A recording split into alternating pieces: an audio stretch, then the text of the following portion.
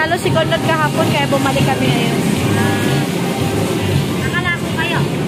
Nakalako kayo? Kahapon. Nakalako.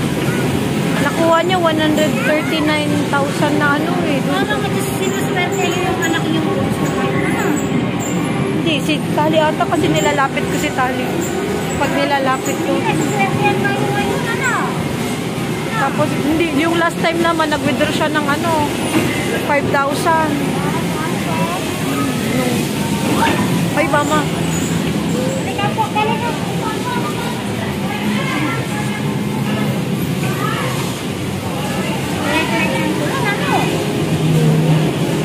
Pero maganda kasi sa umaga, pinapainit-init din tayo ng sinampay. Mag-dryer na lang ako. Ako talaga dryer palagi doon. Masira yung lasa. Baka loaded, sobra.